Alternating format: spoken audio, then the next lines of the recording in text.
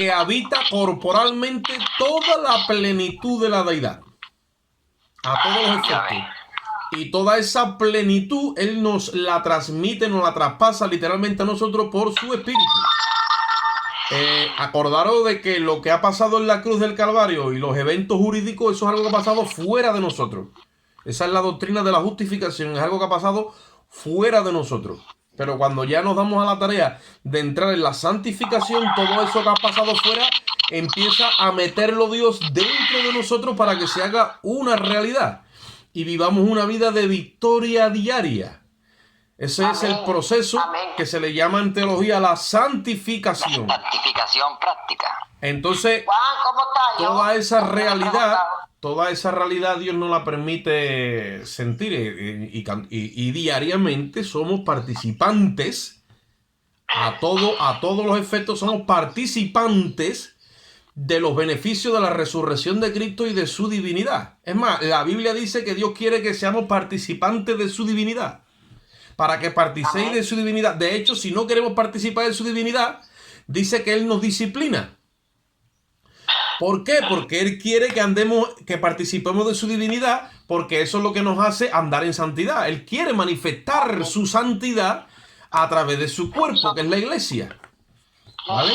De ahí viene todo aquel famoso versículo donde sin santidad nadie verá al Señor, pero es necesario leer lo que viene antes y lo que viene después para que ese texto que se ha hecho tan famoso reducidamente como está, pues claro, ya ha traído tanta controversia. Cuando ya lo sitúas en su contexto es que entiendes todo el texto. Lo mismo que yo ya hablaba con el hermano Santonio de Primera de Corintios de tomar indignamente la cena del Señor, cuando hicimos, digamos, un recorrido más amplio, entonces que le cogimos el sentido real de lo que quería decir, ¿vale? Bien, yo voy a pedir que abráis conmigo la Biblia en el libro de Primera de Tesalonicenses, capítulo 2, versículo 1 en adelante. Primera de Tesalonicenses, capítulo 2, versículo... Segunda de Tesalonicenses,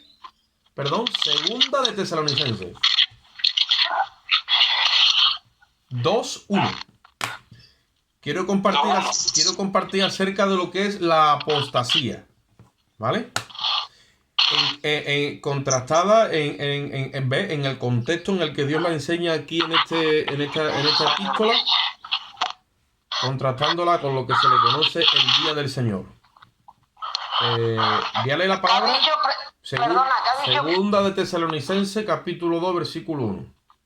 Vale, gracias. Segunda de Tesalonicenses, capítulo 2. Yo apago el micrófono. Vale, si podéis apagarlo mejor. Segunda de Tesalonicenses 2, 1. Vamos a leer la palabra y la hacemos a la gloria de Dios, Padre, Hijo y Espíritu Santo. Dice así la Biblia. Con respecto a la venida de nuestro Señor Jesucristo y nuestra reunión con Él, os rogamos, hermanos, que no os dejéis mover fácilmente de vuestro modo de pensar, ni os conturbéis, ni por espíritu, ni por palabra, ni por carta como si fuera nuestra, en el sentido de que el día del Señor está cerca. Nadie os engañe en ninguna manera, porque no vendrá sin que antes venga la apostasía y se manifieste el hombre de pecado, que es el hijo de perdición, el cual se opone y se levanta contra todo lo que se llama Dios o es objeto de culto, tanto que se sienta en el templo de Dios como Dios, haciéndose pasar por Dios. ¿No os acordáis que cuando yo estaba con vosotros os decía esto? Y ahora vosotros sabéis lo que lo detiene, a fin de que a su debido tiempo se manifieste, porque ya está en acción el misterio de la iniquidad, solo que hay quien al presente lo detiene, hasta que a su vez él se ha quitado de en medio. Y entonces se manifestará aquel inicuo a quien el Señor matará con el espíritu de su boca y destruirá con el resplandor de su venida. Inicuo, cuyo advenimiento es por obra de Satanás, con gran poder y señales y prodigios mentirosos, y con todo engaño de iniquidad para los que se pierden, por cuanto no recibieron el amor de la verdad para ser salvos. Por esto Dios les envía un poder engañoso para que crean a la mentira, a fin de que sean condenados todos los que no creyeron a la verdad, sino que se complacieron en la injusticia. Hasta ahí. Padre, te damos gracias en esta bendita hora, Señor. Adoramos una vez más y loamos tu nombre, Señor, y queremos que tú en esta hora ministres nuestros corazones por tu Espíritu. Danos a entender y alumbra nuestro entendimiento de una forma especial para que podamos ubicar el tiempo que estamos viviendo, contrastándolo con tu palabra, Señor. Ayúdanos en esta hora, Señor, a ver con claridad todo lo que se mueve en el ámbito espiritual. Te rogamos, Dios mío, en el nombre de Jesús, y en ti esperamos. Amén. Bueno, ustedes sabéis que nosotros hemos venido por mucho tiempo hablando más que nada de lo que se le conoce bíblicamente como doctrina. Hemos hablado mucho de doctrina, hemos hablado de la cruz, hemos hablado de las doctrinas de la gracia a través de la cruz, hemos hablado de la justicia, de la justificación, hemos hablado de la santificación, la regeneración, la sustitución. Estamos continuamente hablando del nuevo hombre, de la nueva criatura en Cristo, del propósito de la iglesia, del sacrificio. Prácticamente estamos siempre rondando ese mover, ¿no? La Biblia se compone de lo que es historia, doctrina, evidentemente. También se compone de salmo, que significa poesía. Se compone también de lo que se le llama sapiciencia, ¿no? O sea, sabiduría. Y se compone también de profecía. Son aproximadamente unos 5 ingredientes: historia, doctrina, poesía, sabiduría y profecía. Tenemos que tener una dieta equilibrada. No podemos estar todo el tiempo hablando de historia. Tú vas a ver a lo mejor que ha coincidido en pastores o ministros que continuamente están hablando de la historia de Dios con Israel, o la historia de la vida de Cristo en su biografía, y siempre están metidos en una cronología de historia. Te cuentan las historias de la Biblia, las parábolas. También hace falta doctrina, como nosotros hemos venido hablando, que para mí es la parte más complicada porque es muy compleja, porque todo es espíritu. Pero también es necesario meterse en la poesía o en los salmos para ver los sufrimientos del Mesías en la persona de David. También es necesario adquirir la sabiduría que Dios manifestó a través de la persona de Salomón, porque David refleja a Cristo y Salomón también. Y también es necesario encajar todo en la profecía bíblica. ¿Vale? Y entonces yo quiero compartir de ahora en adelante un tiempo, enfocarme acerca de lo que es la profecía bíblica.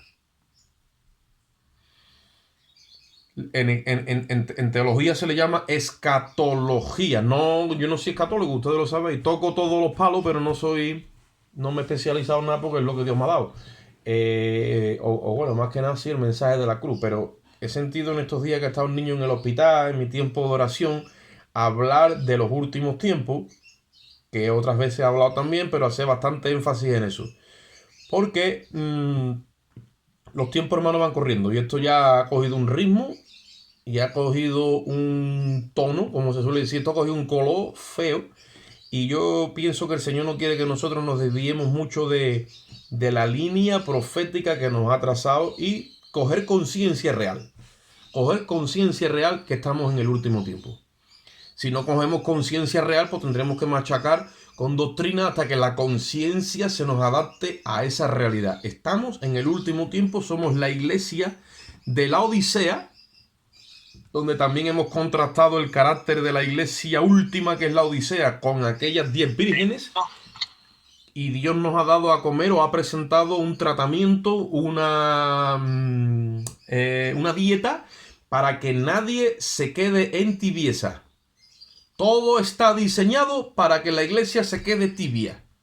Y aunque nosotros ahora mismo estamos usando una aplicación que le llaman redes sociales o lo que quiera que sea, inteligencia artificial, yo soy de los que piensan que todo el sistema tecnológico del último tiempo, que está injertado en la inteligencia artificial de los móviles y de todo lo que es la internet, es la gran autopista que el enemigo va a usar para que todo el mundo tenga que entrar por ahí a la fuerza, y eso es como una pista que le está preparando el camino al anticristo. Internet, la inteligencia artificial, todo eso es el sistema de la bestia. Acordaros que la bestia no es un hombre, la bestia es un sistema. Y se está creando en nuestros ojos, donde está participando toda la humanidad. Pues ese sistema de la bestia está cogiendo cuerpo hasta que se defina, y todo el mundo va a tener que estar ahí dentro de la fuerza. Nosotros estamos viéndolo en nuestra cara y tenemos que ser conscientes, ¿ves? Cuando somos conscientes de que eso está pasando en nuestra cara es porque tenemos la palabra profética más segura alumbrándonos ahora. Porque el apóstol Pablo dice que lo más seguro es la palabra profética, la cual dice alumbrará como una antorcha en medio de la noche, o sea, como una antorcha en lugar oscuro. Lo más seguro ahora mismo es la palabra profética. Y esa palabra profética, si no la encajamos bien en su lugar, si no tenemos el fusible, no va a alumbrar correctamente. Nosotros todo lo vamos a hacer a través del sacrificio de la cruz y de la óptica, interpretación y prisma que Dios nos ha dado, porque si no vamos a estar distorsionando. Hay pastores que dicen que la iglesia va a pasar por la gran tribulación, otros que dicen que la iglesia a la mitad se irá, otros dicen que ya estamos en el apocalipsis y que los sellos se han abierto. Todo eso son diversidad de interpretaciones que también están fluyendo por el internet. Como decía uno, en todos lados se cuecen habas y cada uno con su tema. Por no decir otra palabra. Pero nosotros vamos a intentar ajustarnos lo máximo a la cuerda, a la palabra. La palabra de Dios es recta, dice la Biblia. Cuando tú pones los ladrillos pegados a la cuerda, te estás asegurando que la obra va dirigida. Acordaros de que la visión que tuvo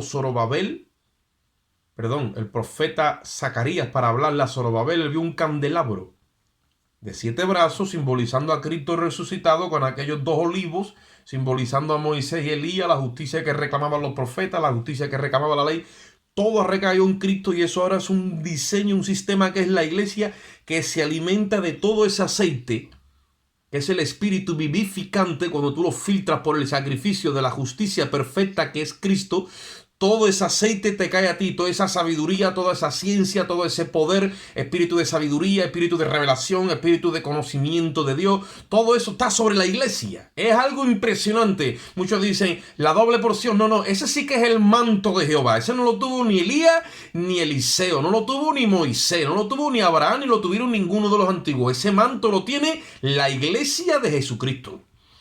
Ese es el manto de la presencia del Espíritu Santo empapado de aceite, hecho espíritu vivificante, cayendo en el mismo seno de la iglesia. Ahora hace falta sabiduría y ciencia para gestionar toda esa gloria. Porque si no, nos descompensamos. ¿Cómo lo hacemos? No dejamos de mirar la cruz. Si seguimos mirando la cruz como nuestra justicia, seremos una iglesia equilibrada. Acordaros que muchos por querer ser santos se han vuelto unos legalistas y otros por querer ser libres se han vuelto unos liberales. Y se puede ser santo sin ser un legalista y se puede ser libre sin ser un libertino o un liberal. ¿Cómo? Ajustándote a la justicia de Cristo, el mensaje de la cruz. Entonces nosotros tenemos que hablar hoy, o he sentido en mi corazón de hablar del tema de 2 de Tesalonicenses como la apostasía. Os voy a decir una cosa para que lo sepáis. Ese término de la salvación no se pierde, tiene parte de verdad, pero no es tan real, o sea, no es tan así como se expresa. La salvación, Dios no se la quita a nadie que se la da. La salvación no se la quita Dios a nadie, porque eso se lo da el mismo Dios bajo un dictamen jurídico. O sea, el mismo Dios certifica justicia en una persona que ha sido pecador por los méritos de Jesucristo, porque no hay otra salvación que no sea legal, que no sea en Jesucristo. La Biblia dice, no hay otro nombre dado a los hombres en el cual podamos ser salvos. Hechos 4:11. Primera de Timoteo 2:5 dice, hay un solo Dios y un solo mediador entre Dios y los hombres, Jesucristo hombre. Ese es el que certifica nuestra salvación y nuestra justicia. Dios nos declara justos en Cristo. Eso lo tenemos claro y Dios no se retracta en eso que hace con cada pecador que ha venido de una forma legal delante de él a través de la cruz. Ahora, otra cosa es que el salvo o el que ha recibido justicia por diferentes motivos renuncia a la salvación. ¿Eso es posible? Es posible. Es posible renunciar a la salvación. ¿Cómo, hermano Oca? Pues simplemente la Biblia deja 2 opciones o habla de 2 cosas. Una, que es la que nosotros vamos a hablar hoy, es la apostasía. Y otra es la blasfemia contra el Espíritu Santo. De esas no vamos a hablar hoy. ¿Es posible renunciar a la salvación? Es posible renunciar a la salvación. ¿Cómo es posible? Negando la fe. Negando a Cristo. Negando a Cristo. Yo no he conocido a nadie. Yo he conocido hermanos apartados, pero nunca han negado a Jesucristo. ¿Vale? Pero no sabemos hasta dónde los tiempos que estamos viviendo nos van a apretar. Entonces, ¿por qué yo os digo esto? Porque Pablo le dice a los tesalonicenses que el día del Señor que el término el día del Señor, tú vas a escuchar las epístolas, pero también lo vas a escuchar en Apocalipsis y también lo vas a ver en los profetas. El día del Señor, el día del Señor, el día del Señor. Eso es un hebraísmo, ¿vale? Se le llama hebraísmo a un título que en el Antiguo Testamento se usaba como el día grande y terrible. Ese es el día del Señor. El día grande y terrible de Dios, donde va a traer juicio, castigo, donde va a hacer justicia. Eso es lo que el apóstol Pablo le está hablando a los tesalonicenses. El día del Señor. Y le está diciendo, nadie os engañe.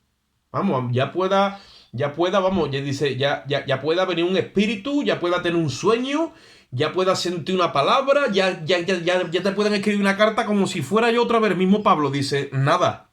Porque el día del Señor, ese día grande y terrible, no puede venir, ¿vale? No puede venir, dice, sin que antes se manifieste la apostasía y el hombre de pecado. Él hace entonces un listado, pero lo hace al revés. Antes de que se manifieste el hombre, el día del Señor empieza desde atrás, ¿vale? El día del Señor, que es el juicio de Apocalipsis, lo que nosotros conocemos como Apocalipsis, antes se tiene que manifestar la apostasía y el hombre de pecado, que prácticamente van juntos.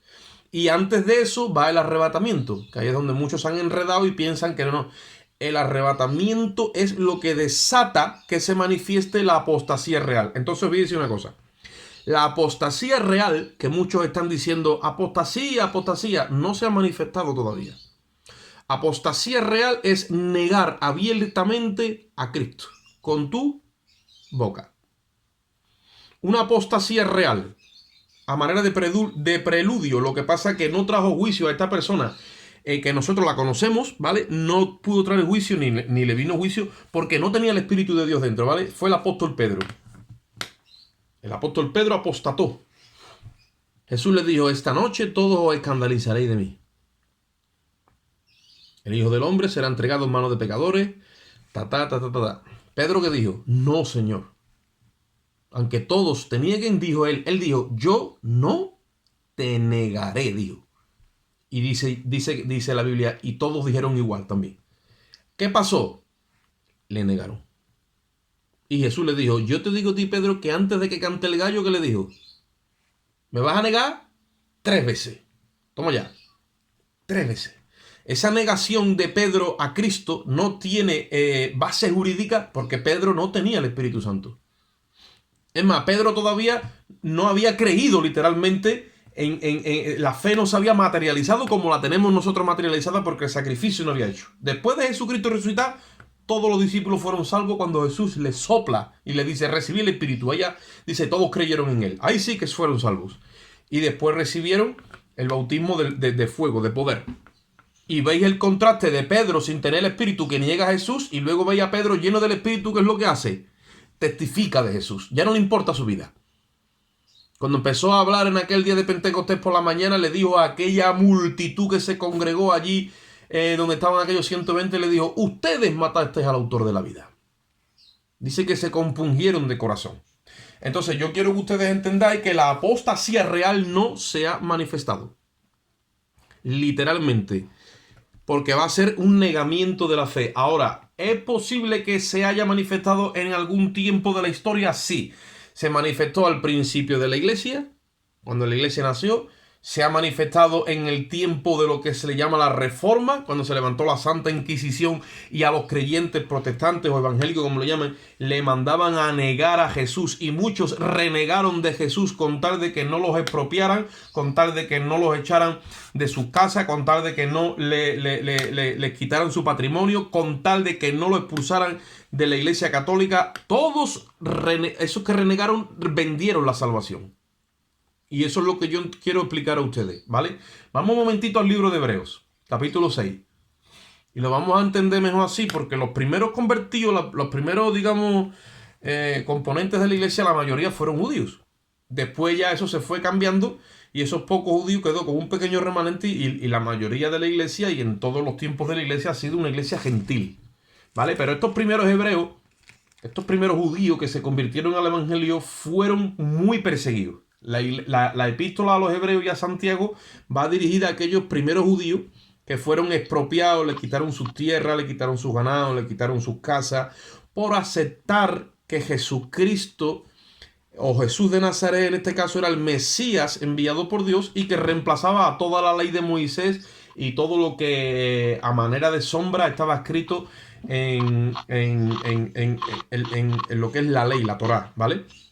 Dice en el capítulo 6, Hebreos 6. Oscar, Jesús también se le puede negar con tu forma de vivir y haciendo las cosas que están haciendo, ¿no? Sí, pero eso en sí no es una apostasía abierta y real como la que yo quiero hablar hoy. Eso puede ser... Lo que está haciendo, por ejemplo, Guillermo Maldonado, Dante Gebel, ¿eso no es apostasía? Se le puede considerar apostasía, pero yo lo puedo considerar más bien como una blasfemia contra el Espíritu Santo. Porque ellos abiertamente no han negado a Jesús, ¿vale? Con su boca. Ahora, porque hay un espíritu, que es el espíritu de la apostasía, que ese es el que obliga a la gente a negar a Jesús. Con tu boca, porque con esta misma lengua firmaste el contrato. Entonces lo rompes el contrato con tu lengua. Eso es lo que yo quiero que tú entiendas. Por eso la salvación Dios no se la quita a nadie. La persona rompe el contrato cuando por su boca confiesa que ya se despropia de la persona de Cristo, ¿vale? Eso es directa. La que yo quiero hablar hoy es la directa. La indirecta también, pero ahí ya tiene que ver con blasfemia contra el Espíritu Santo. Entonces mira lo que dice Hebreos 6. Porque esta gente fueron machacados, ¿vale? Literalmente machacados por judíos. Oye esto, por judíos, por lo que es el Sanedrí judío, para que negaran a Jesús. Ellos no querían que la gente se convirtiera a Jesús y que dijeran que Jesús era el Mesías de Israel, el enviado de Dios, y que Jesús era del que hablaban las Escrituras. Entonces los confesaban ¿a qué? A negar por su boca aquello que ya habían hecho antes, que es aceptar a Jesús como el Mesías de Israel. Dice en el capítulo 6, por lo tanto, dejando ya los rudimentos de la doctrina de Cristo, vamos adelante a la perfección, no echando otra vez el fundamento de obras muertas de la fe en Dios, de la doctrina de bautismo, de la imposición de manos, de la resurrección de los muertos y del juicio eterno. Eso es todo lo que aprendieron ellos cuando recibieron a Cristo. Dice, y esto haremos, hermano, si en verdad Dios lo permite. Y ahora mira la palabra que dice ahí. Porque es imposible. Esto se ha malinterpretado muchas veces para los hermanos en la fe que han fallado. Han fallado en sus errores, en sus pecados. No, eso no tiene nada que ver. Ahí dice que es imposible, eso sí que es literal. Es imposible, dice, que los que una vez fueron iluminados, gustaron del don celestial, fueron hechos partícipes del Espíritu Santo, y asimismo gustaron de la buena palabra de Dios y de los poderes del siglo venidero, y recayeron, ahí yo quiero que tú entiendas que ese recayeron se le ha dado mucha interpretación. Bueno, pues ese y recayeron significa negaron con sus bocas a Cristo y rompieron el contrato de una forma verbal. Por eso dice que entonces es imposible que después de haber recibido la salvación, ser partícipe de esa iluminación, gustar el don celestial, porque ustedes sabéis que todo el que ha recibido el Espíritu Santo de Dios y el nuevo nacimiento es partícipe de todas esas cosas. Asimismo ha gustado de la buena palabra de Dios y de los poderes del siglo venidero, que es nuestra herencia. Dice, y recayeron, sean otra vez renovados para arrepentimiento, porque es imposible que entonces el Hijo de Dios ahora muera otra vez por ellos. Han negado a Cristo. Y él dice que legalmente es imposible, ahora es imposible que esas personas vuelvan a recuperar la salvación. Porque tendría que venir Cristo a morir otra vez por ellos. Y la Biblia dice que Cristo ha venido una sola vez. Y ha sido ofrecido una sola vez. Por eso una cosa es errar, fallar, pecar, creer que Cristo ha perdonado todos mis pecados. Y otra cosa es que porque yo quiero salvar mi vida, niego yo a Dios. Entonces yo quiero que ustedes entendáis que esa es la apostasía real, que no se ha producido mucho, ni es la que precede al tiempo del anticristo. Esto pasó en su día. ¿Qué pasa? Muchos judíos, hebreos convertidos a Cristo empezaron a negar a Cristo en este tiempo. Entonces por eso es que les escribe el escritor de Hebreo a ellos y les dice la seriedad del asunto. Porque fueron expropiados, porque perdieron sus casas, porque perdieron sus bienes, porque sus vidas físicas estaban en peligro. Ustedes sabéis que muchos fueron mártires. Esteban, por ejemplo, fue uno. El primer mártir que se conoce en la historia de la iglesia. Después mataron a muchos. Después lo que es la historia de la Reforma y en muchos periodos de la historia han matado a muchos cristianos, no han negado al Señor. No han estimado sus vidas mayor que lo que Cristo hizo por ellos. Pero otros sí. Por eso tiene sentido que dice la Biblia que el que quiera salvar su vida, la perderá. En cambio, el que la pierda por medio de Cristo y por el Evangelio, la hallará. Cuando venga el anticristo, la iglesia ya no va a estar aquí. La iglesia de Cristo... Oscar, discúlpame, Oscar, ¿de dónde saca que recayeron en negar? ¿Qué significa en su etimología en negar? Porque recaer es volver a caer otra vez en algo. Pero negar, ¿de dónde lo sacas tú que es negar? Cuando tú estudias la epístola a los hebreos, el contexto es que los hebreos volvieron a la ley de Moisés. Los hebreos volvieron al sacrificio de animales. Volvieron a recaer la negación, ¿vale? Volvieron a donde estaban. Claro, recayeron donde antes estaban. Pero claro, el problema es que cuando dices imposible, pues tú puedes volver a recaer en prácticas, en estilo de vida. Si yo he hablado con muchos hermanos en la fe que están apartados, si yo he hablado con ellos, pero cuando les pregunto, ¿tú sabes que Jesucristo es el Señor? Yo sé que Jesucristo es el Señor. ¿Tú sabes que Él te ama? Yo sé que Él me ama, pero no tienen fuerza para salir de esa condición de que los ha arropado otra vez, y muchos de ellos se condenan por la misma doctrina legalista que han recibido. Pero a lo que yo voy, esta gente negaron a Cristo con tal de que no los expropiaran, con tal de que los recibieran otra vez en la sinagoga, con tal de seguir perteneciendo al sistema, con tal de... porque no sé si eran conscientes o no, pero dice la Biblia que es imposible. Y cuando dice que es imposible, eso no puede ser otra cosa que es imposible. Imposible que si tú has sido iluminado con el don celestial, la buena palabra, saber por la Biblia o por los maestros que tuvieron en ese tiempo los poderes del siglo venidero, el don del Espíritu Santo, y dice y recaer, dice es imposible que sea renovado otra vez para arrepentimiento. O sea, esa persona hace que el Espíritu Santo se contriste y ya no lo renueva otra vez para que vuelva a tener un arrepentimiento, o sea, para que vuelva a tener una metanoia, para que vuelva a nacer de nuevo. Una persona no puede nacer 2 veces de la carne, tampoco puede nacer 2 veces del Espíritu. No puede. Y tampoco hay 2 sacrificios. Ni tampoco hay 2 sacrificios. Tú naces una vez de la carne, naces otra vez del Espíritu. Si tú has nacido del Espíritu, entonces tú podrás caer. No recaer, sino tú podrás caer en la carne. Esto significa caer de la fe. Conscientemente. Porque en el tiempo de la Reforma fueron muchos los que dijeron no. En la Reforma se presentaba un séquito de la Iglesia Católica a buscar a los hermanos en la fe y le presentaban la hostia consagrada y le decían, ¿esto es Jesús? No, esto no es Jesús, esto es una galleta. Ah, esto es una galleta, sí. Vaya usted cogiendo para allá que lo vamos a llevar al sacrificio, a la plaza pública, a los martirios, a hacer todas esas perrerías. No, sí, eso es Jesús. Ah, esto es Jesús, sí, venga. ¿Me entendéis? Entonces, ¿por qué? Porque en ese momento tu vida vale más que el sacrificio o tu vida vale menos que el sacrificio. Esta gente tuvieron la situación de que se enfrentaron a ese momento. Eso es apostasía. Eso es apostasía. Yo vendo a Cristo o yo doy mi vida por Cristo. Si yo entiendo que me ha tocado ser un mártir. Entonces, eso no va a pasar hasta que venga el anticristo. Cuando venga el anticristo, la apostasía real nosotros no la vamos a ver con nuestros ojos. Son muchos los que hoy tienen a Cristo en su corazón, que por el motivo que sea se van a quedar en la iglesia porque no atienden al tratamiento que Dios les está diciendo que tomen, que es comprar oro refinado, vestir vestiduras blancas y tener colirio para sus ojos.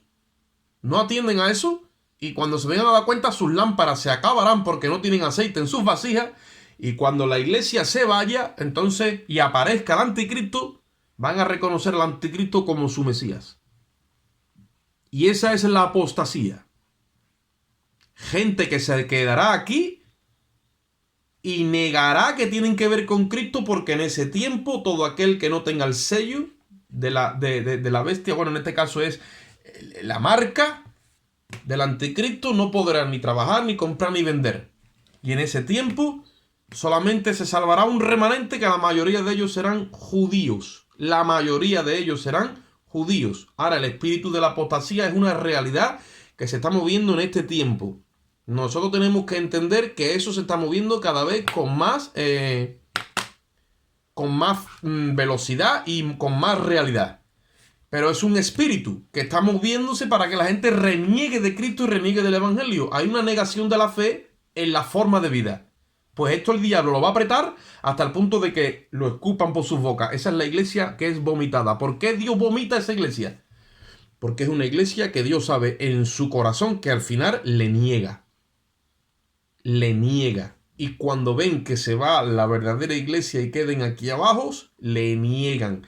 Le van a negar. Yo tuve una visión con esto, hermano, y yo me espanté. Una negación terrible. Ahí sí que es una locura total. Total, total, total. Nosotros tenemos que estar aquí pendientes porque no sabemos lo que nos va a venir.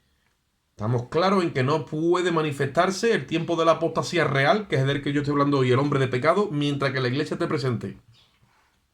Porque cuando habla ahí de que al presente hay quien lo detiene, es la presencia de la iglesia. Acordado que luz y tiniebla no pueden gobernar oficialmente, y ahora mismo la luz del mundo es la iglesia. El justo no puede recibir juicio juntamente con el injusto, porque Abraham, cuando habló con Dios en Génesis 18, le dijo: el juez de toda la tierra no ha de hacer lo que es justo. Si hubieran 50 justos en la tierra, traerías. Y él dijo: por amor a los 50 no traeré justos. Esos son principios bíblicos que gobiernan el corazón de Dios. Por eso Dios tiene que sacar a su iglesia para que entre a gobernar la tiniebla. Y ya lo profetizaron los profetas. Dice que tinieblas cubrirán la tierra. Mas sobre ti, dice el profeta, mas sobre ti, pueblo de Dios, mas sobre ti, iglesia, dice, resplandecerá y se manifestará la gloria de Jehová. En un mismo momento, la iglesia es glorificada a totalidad, y en un mismo momento las tinieblas arropan el planeta Tierra con legalidad. Porque ya quien impedía que eso se manifestara era la iglesia, que es como un agente de autoridad, un policía a nivel mundial aquí, velando por la salvación de las almas. Cuando ya la iglesia es quitada, las tinieblas legalmente, por eso es que dice que en ese tiempo se le da autoridad para matar a los santos, que en ese tiempo se cree que serán los judíos. ¿De acuerdo?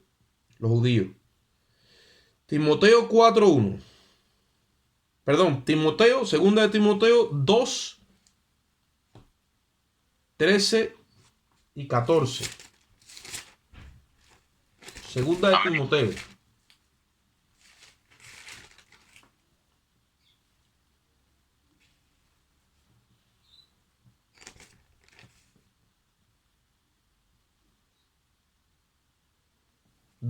Segunda de Timoteo 2:12. Dice la palabra. Voy a leer desde el 11. Dice: palabra fiel es esta. Si somos muertos con él, también viviremos con él. Si sufrimos, también reinaremos con él. Si le negamos, él también nos negará. Si fuésemos infieles, él permanece fiel, porque él no puede negarse a sí mismo. Solamente si le negamos, él nos negará. Ahora, si somos infieles, como yo he dicho antes, ¿qué es ser infiel? Bueno, el ser infiel es fallarle al Señor. El ser infiel es caer en momentos determinados, o caer en un estilo de vida que no glorifica al Señor, y soy un infiel. ¿Qué es lo que pasa? Si yo soy infiel, él no, dice la Biblia, él permanece fiel. ¿Por qué? Porque si él me deja a mí por infiel, entonces él se está negando a sí mismo. Porque él se comprometió a estar conmigo todos los días de mi vida, aun cuando yo fuese infiel. Porque ese es el pacto incondicional de la gracia. Que cuando nosotros falláremos, él iba a seguir ahí, porque él ha pagado por nuestros errores. Ese es el pacto de la gracia. Ahora, si nosotros le negamos, ahí tú lo dices. Entonces, porque tú rompes el contrato. Él no lo va a romper. Porque si lo rompe, se niega a sí mismo. Para que usted vea ahí la fidelidad de Dios. Ahora, si nosotros rompemos el contrato, como todo el tiempo tenemos la voluntad nuestra aquí, si no Dios hubiese levantado a pequeños robots, y Dios no ha levantado a pequeños robots. Dios está levantando un prototipo literalmente de Cristo, que ha sido probado en Cristo, y en nuestro libre albedrío hemos decidido permanecer con nuestra fe en Él. Por lo tanto, cuando nosotros en nuestro libre albedrío decidimos permanecer nuestra fe en Él, ¿vale? Llega un momento que somos glorificados por completo. Porque hemos sido probados y ya entonces ahí ya sí que no podremos fallarle nunca más al Señor. Pero hemos sido probados en un tiempo de libre albedrío. Esa es la era y la época en la que estamos viviendo. ¿Entendéis? Ahora, si yo rompo el contrato, lo he roto yo. Y si rompo el contrato, ya no hay más contrato. Ahora, mientras que yo tenga el contrato presente, por más veces que yo le falle, dice la Biblia, que si alguno peca, abogado tiene para con el justo, a Jesucristo el justo. Abogado tiene para con Dios, a Jesucristo el justo. Si alguno peca, abogado tiene para con Dios, porque eso es ser infiel, pecar, fallar. Pero siempre tenemos que la vía de la humillación, del arrepentimiento, de la confesión. Uno va delante de Dios y pide perdón una y mil veces, y como eso está ahí, como eso tiene vigencia por el contrato de la cruz y la sangre está en la presencia de Dios, esa sangre nos sigue siendo propiciatoria, nos tapa, nos cubre del juicio de Dios, y continuamente la sangre está limpiándonos. La sangre no es algo oyeto, la sangre no es algo que ha sido vertido y se ha quedado ahí tirado, ahí lanzado, ahí seco. No. Yo lo vi una vez como una cruz, y ahora la cruz estaba rodeado por un circuito de sangre. Es un circuito continuo de limpieza, pero es con sangre. Porque el propósito que tiene la sangre es limpiar de todo pecado. La sangre limpia de pecado. Tú lees el Antiguo Testamento y todo era purificado con sangre. Y sin derramamiento de sangre no había remisión de los pecados, no había purificación de los pecados. Mientras que tú estés bajo ese pacto, aunque le falles al Señor, que cada vez nosotros intentamos fallarle menos, claro está, porque el Espíritu Santo cada vez tiene más control de nuestra vida. Cuando tú le fallas y le eres infiel, Él permanece fiel. Ahora, como tú le niegues, es donde está el lío, que esa es la apostasía. Negar. Por eso no se puede decir abiertamente la salvación no se pierde. Claro, de parte de Dios no se pierde. Dios no va a negarse a sí mismo. Pero el hombre la entrega. Y hay muchos que la han entregado. No penséis que no. Lo que pasa es que, claro, no es muy propio ni muy normal. Lo que pasa es que el hombre bajo presión tiene unas reacciones que nosotros tenemos que estar velando. ¿Qué es lo que hay en nuestro corazón? ¿Qué amas tú más que la salvación que Cristo te ha dado? Por eso dice la Biblia que cuando nosotros estemos escuchando, dice, atendamos a estas cosas y no nos deslicemos y descuidemos una salvación tan grande. Porque lo más grande que tenemos no es nuestra vida humana. Lo más grande que tenemos es la salvación que Cristo nos ha regalado por medio de la fe. De hecho, Oscar, disculpa un segundo solo. Este dicho de que la salvación se pierde o no se pierde, en las escrituras no viene ni un solo versículo. ¿Qué es lo que pasa? Que estos son, que no se pierde el pensamiento de Calvino, de John Wesley y de que... y el otro pensamiento de Calvino, ¿vale? De que no se pierde, pero en las escrituras no viene ni que se pierde ni que no se pierde, sino solamente... Porque nosotros los hombres entramos a debatir.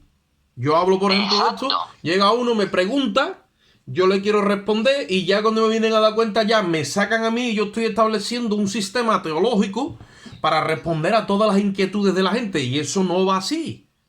Exacto, claro. Se ha hecho una mala interpretación de la soberanía de Dios porque se ha cuestionado conforme al designio de Dios, que dice que estaba predestinado desde antes de la fundación del mundo, y eso está incorrecto. Dios en su soberanía no puede, jamás y nunca, dice, no, es que Él es Dios, sí, pero Dios no fuerza la voluntad del hombre. El hombre cree o el hombre rehúsa creer. A la vista está que cuando estudiamos a profundidad la Escritura, al final el hombre o el ser humano se pierde, pero no en sí, ya por sus actos, no. Se pierde porque no quiere recibir la salvación que Dios le oferta. El hombre no dice, no, yo tengo derecho a creer y también tengo derecho a no creer. Pues respétame mi derecho a no creer. Y le pone la salvación allí a Dios. Dios dice, pues vale.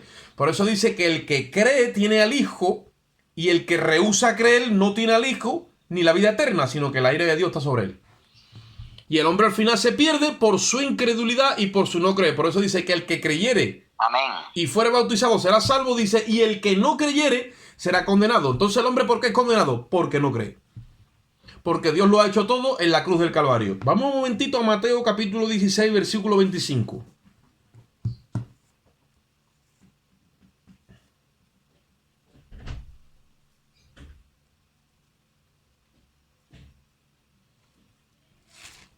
Mateo 16, 25.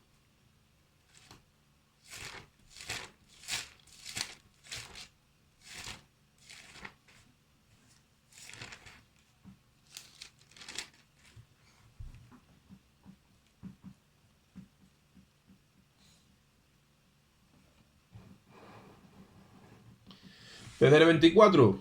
Dice, entonces Jesús dijo a sus discípulos, si alguno quiere venir en pos de mí, niéguese a sí mismo, tome su cruz y sígame. Porque todo aquel que quiere salvar su vida, la perderá. Y todo aquel que la pierda, que pierda su vida por causa de mí, la hallará. Esto mismo que dijo Cristo, ¿vale? Va a pasar en la gran tribulación. Y muchos por querer salvar su vida, la van a perder. ¿Por qué? Porque la oferta va a ser, niega a Jesús y vas a tener la vida. No, yo no niego a Jesús, pues te la quito. No vayas a pensar que cuando el anticristo se levante, que en la iglesia no va a estar aquí. Pero no vayas a pensar que el anticristo se conforma con decir, bueno, pues los mato a todos. No, no, no. Él quiere robarle la salvación a través de que renuncien al contrato. Porque morir van a morir igual. A través de un engaño, ¿no? Sí, pero morir van a morir igual. Todos los que se queden aquí, la única vía de salvación es la decapitación. Pero él va a intentar a todos los efectos hacerle renunciar. ¿Por qué? Porque si renuncia, le quita la salvación. Porque si renuncia, apostatan. Y entonces ahí va a ser la gran prueba donde la mayoría de los que se van a salvar la gran tribulación no van a ser ni siquiera el pueblo gentil, van a ser judíos, que han sido convencidos. En ese tiempo serán convencidos por el ministerio de los dos testigos que Dios envía prioritariamente al pueblo de Israel. Y los 144.000, ¿no? Y los 144.000 que también envía, porque es el tiempo para Israel, ya no es el tiempo de los gentiles. Y entonces ellos, aunque los maten, ellos dicen Jesús es el Mesías. Pero otros van a decir, no, yo niego a Cristo, tú eres mi Dios, venga, séllame. Y se van a dejar sellar, acabaste. Porque esa es la iglesia que Dios dice, te toca vomitar, ¿ves? Ve cómo al final, porque eso es lo que había en tu corazón. Amabas más tu vida que la salvación que yo te di. Y acaba produciéndose. Mateo 10:33. Mateo 10:33.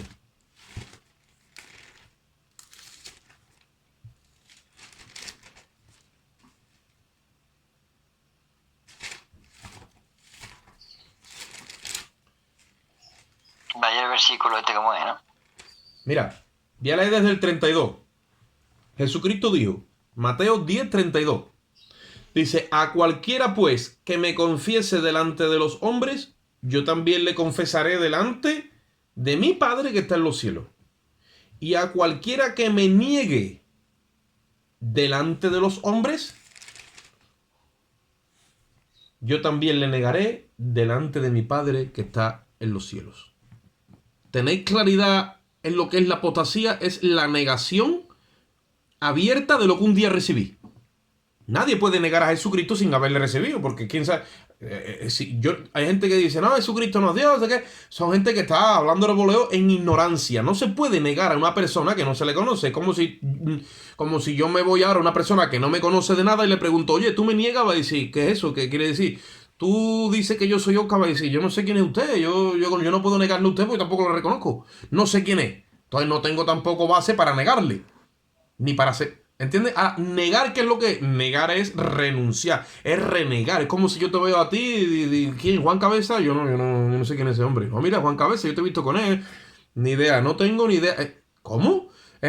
Eso es negar. Eso es negar. Y la Biblia dice que eso va a pasar porque Jesucristo está advirtiendo y eso va a pasar. Y ha pasado en varios periodos de la historia. Cuando venga el anticristo, pasará también. Ahora, ¿por qué yo os digo esto? Porque esa es la única forma, vía directa de que una persona pierda la salvación. No puede ser renovado.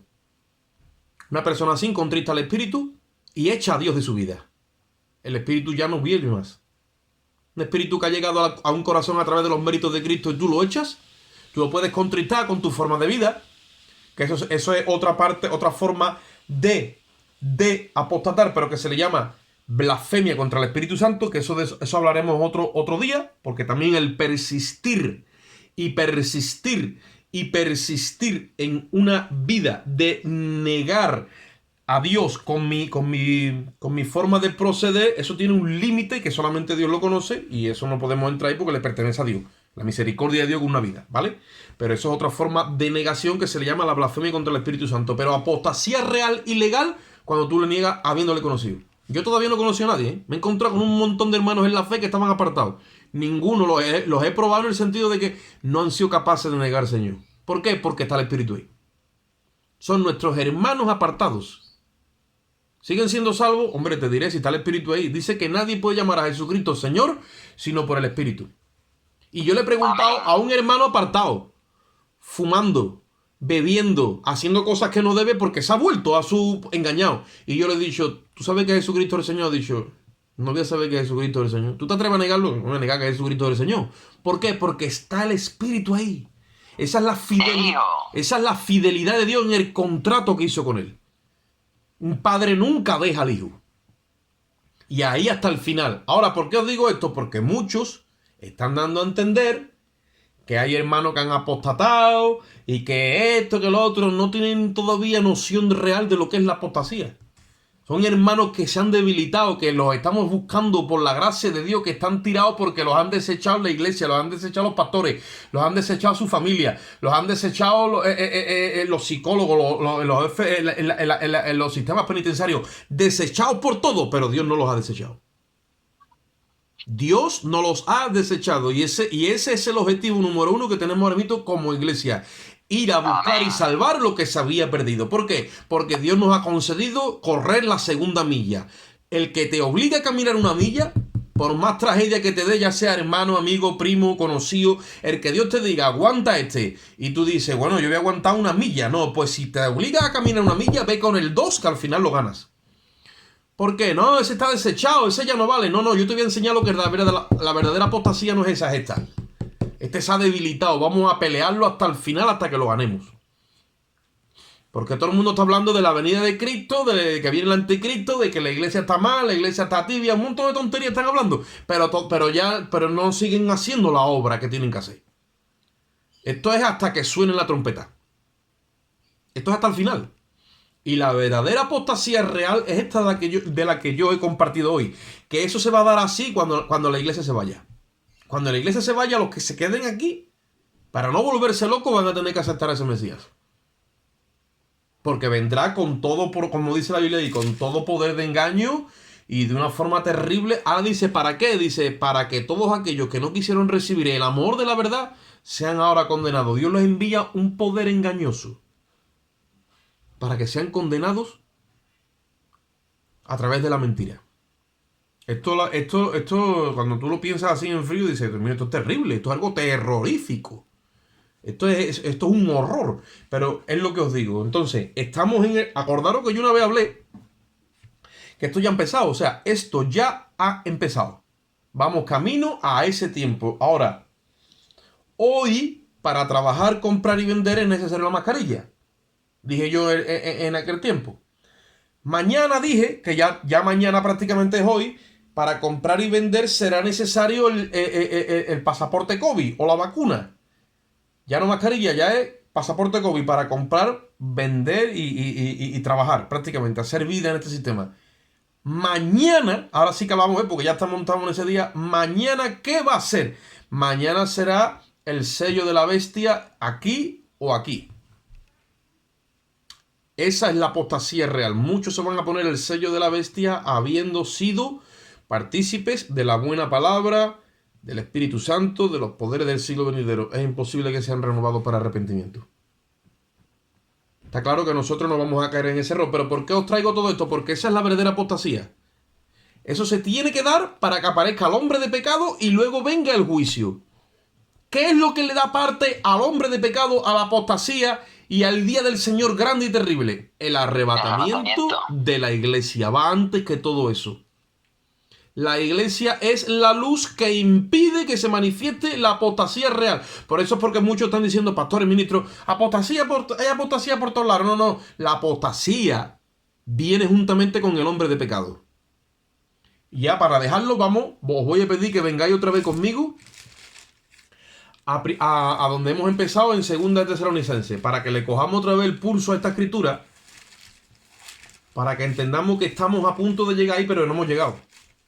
No hemos llegado todavía. Segunda de Tesalonicenses.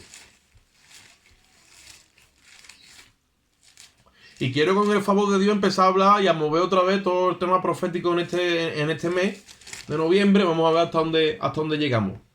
Segunda de Tesalonicenses. Víale otra vez. Capítulo 2, versículo 1. Pero con respecto a la venida de nuestro Señor Jesucristo y nuestra reunión con Él, ¿cuál es esa reunión con Él? Nosotros como iglesia. Es el arrebatamiento. ¿El arrebatamiento? Esa es.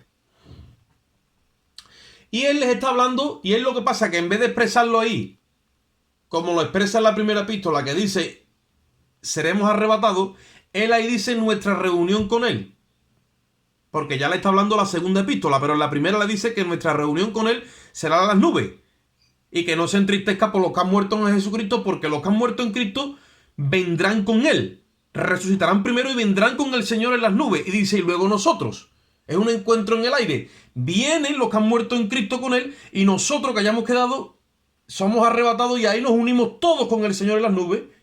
Y hay un encuentro ahí entre los que han muerto en Cristo y los que todavía estamos, los que hayamos quedado, nos reunimos con Él. Esa es nuestra reunión con Él, ¿ves?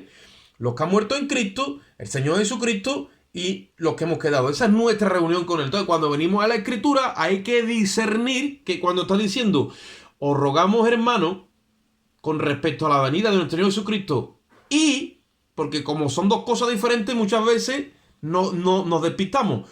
La venida del Señor Jesucristo y nuestra reunión con Él es el arrebatamiento. Dice, os rogamos, hermanos, que no os dejéis mover fácilmente, porque hay mucha información por ahí. Bueno, pues tú no te muevas tan fácil, quédate quieto en lo que Dios te ha enseñado. Dice, de vuestro modo de pensar, ni os conturbéis, ni por espíritu, oye esto, ni por palabra, ni por carta como si fuera nuestra. Está hablando de Pablo y de Sila y de Bernabé que andaban con él, en el sentido de que el día del Señor, ahora no está hablando de la reunión, sino el día del Señor es el día del juicio y se está cerca. Ahora dice, no puede venir, nadie os engañe en ninguna manera. Versículo 3. Porque no vendrá, ¿quién? El día del Señor, sin que antes venga la apostasía y se manifieste el hombre de pecado, el hijo de perdición. El hombre de pecado y el hijo de perdición son otros dos hebraísmos que estaba escrito en el Antiguo Testamento. El hijo de perdición, igual que Jesucristo, es el hijo de David, porque era un hebraísmo, y le conocían a manera de título como el hijo de David. ¿Qué dijo Bartimeo cuando dice que venía Jesucristo por ahí? No empezó a decirle Jesús de Nazaret, o Jesús el hijo de María, o Jesús. No, le dice, mira, para que usted vea lo que es el Espíritu Santo interpretando la Escritura y revelándosela a un ciego. Revelándosela a un ciego. Y un ciego que está sentado en el camino empieza a decir Jesús, y ahora dice hijo de David. Aleluya.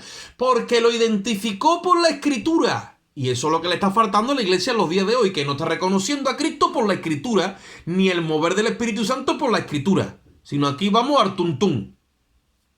Artuntún. Como decía un pastor que yo tuve, dice, tú un 20 tú. ¿Qué es un 20 tú? Dice, nada, que han hecho un mover de 20 tú, 20 tú, 20 tú, ya está. Y vamos nosotros y lo metemos en una costalera y jugamos a los dados y tiramos y a ver qué sale. En un 20 tú. Pues entonces no, esto no es un 20 tú, esto es el Espíritu Santo trabajando. Que si estamos en ese mover que Dios le dijo a través del profeta Zacarías a Zorobabel. Zorobabel le mostró toda una visión. Al final, ¿para qué era? Era para decirle, esto no es ni con espada, ni con ejércitos, ni con espada, ni con ejército. Le dijo, esto es por el Espíritu, esto es palabra de Dios a Zorobabel. No es con espada ni con ejército. ¿Con qué le dijo? Dice, esto con mi Espíritu. Y dice la Biblia que luego el pueblo vio la plomada. Por lo visto Zorobabel estaba edificando a su manera. Pero luego que recibió palabra profética, dice que vio la plomada en la mano de Zorobabel. ¿Qué es la plomada? El nivel. La forma de que estaba edificando correctamente, porque ya Zorobabel era dirigido por el Espíritu. Porque la iglesia que es guiada por el Espíritu es la que está haciendo la obra correctamente, porque se abandona totalmente a la justicia de Cristo. Dice la Biblia en Romanos 8:14, aquellos que son guiados por el Espíritu de Dios, dice, estos son los llamados hijos de Dios. Los que son guiados por el Espíritu. Porque el que no tiene el Espíritu de Cristo, dice, no es de él. Entonces, ¿qué es lo que sucede en cuanto a lo que estábamos hablando? Que cuando Bartimeo le dice Jesús, hijo de David, le está reconociendo por las Escrituras. Si tú no reconoces a Cristo por las Escrituras en ti todavía entonces necesitas crecimiento. Si no conoces a Cristo en las Escrituras por la palabra profética, necesitamos crecimiento. Si no, vamos a hacer un cacao. Literalmente un cacao. El Espíritu de Dios edifica con la plomada y bajo planos. Y el hijo de perdición es el hijo de Satanás, que tiene un nombre, se llama el hombre de pecado, título, hombre de pecado, y otro título, el hijo de perdición. No se puede manifestar hasta que la iglesia sea quitada, dice ahí. Dice, versículo 5, ¿no os acordáis que cuando yo estaba con vosotros decía esto? Versículo 6, y ahora sabéis lo que lo detiene.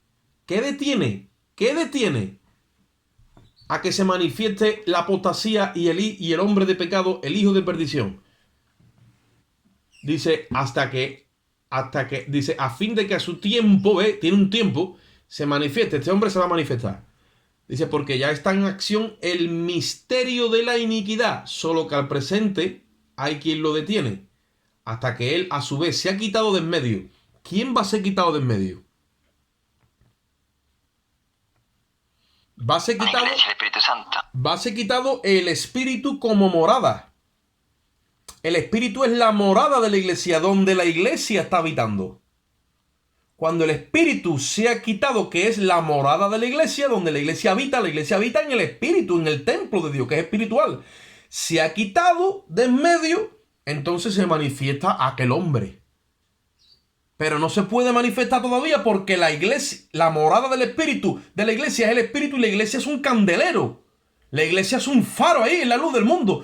No se puede manifestar, pero cuando la iglesia ya sea iluminada por completo y se vaya a reunirse con su Señor, entonces que tinieblas cubren la tierra.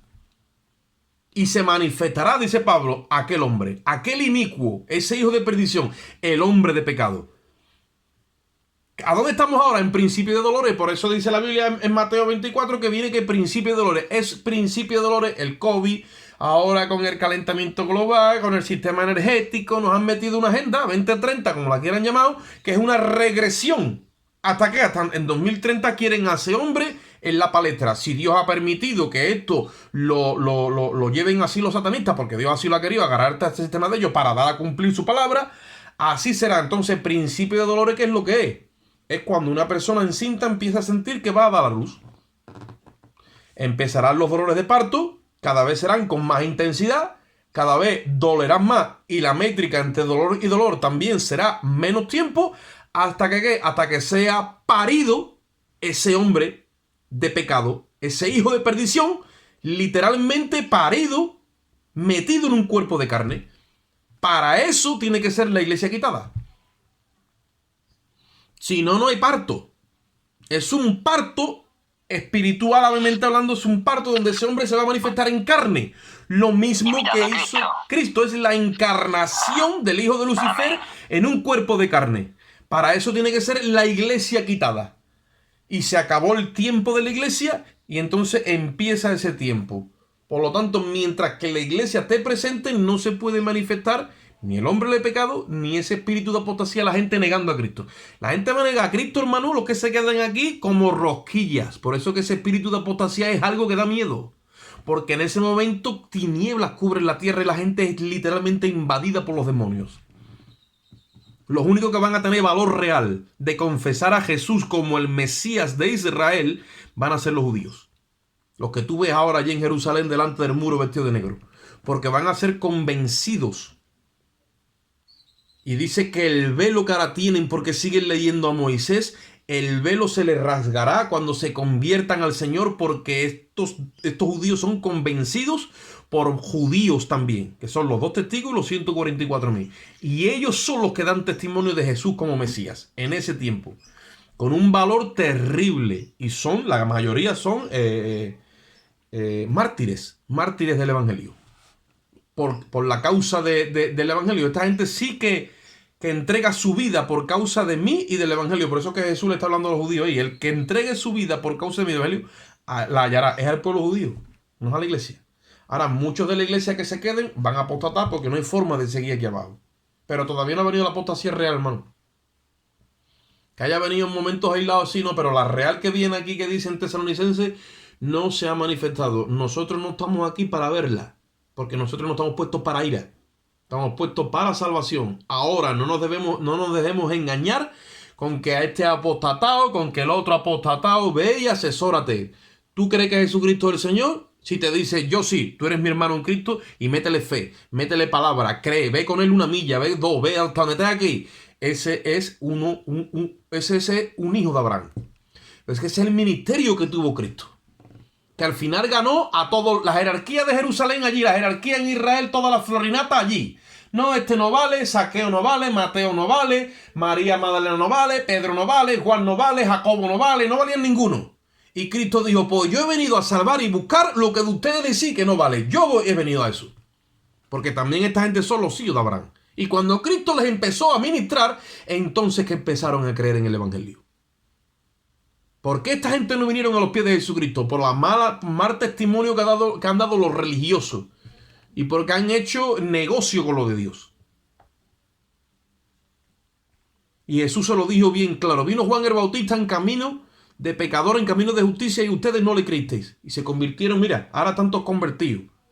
Y ustedes viendo que se convirtieron, tampoco quisisteis creerle. Pues ahora ellos van delante de ustedes al reino de los cielos. Acordaros, hermano, que la mente de Dios no es como la nuestra. No te dejes de llevar por ninguna apariencia, por ninguna. El registro de lo de Dios está escondido en vasos de barro. Y no juzguemos nada antes de tiempo, dice la Biblia. Porque llegará un día que Dios sacará a la luz lo oculto y lo secreto que está en los corazones de los hombres. Ese día, entonces, se hará juicio total. Nosotros no estamos para hacer nada de eso. Debemos de dejarnos de guiar por la sustancia del Espíritu. Amén. Bueno, amado, el tiempo ha avanzado. Hacemos una oración y dejamos esto en manos de Dios. Padre, te damos gracias en esta mañana, Dios mío. Bendecimos tu nombre. Rogamos que esta palabra tú nos la des a digerir por el Espíritu. Nos prepare, nos capacite, nos unjas de una forma especial para que podamos entender en este tiempo cuál es la agradable, perfecta y buena voluntad tuya, Padre. Te damos gracias y en ti esperamos en el nombre de Jesús. Amén.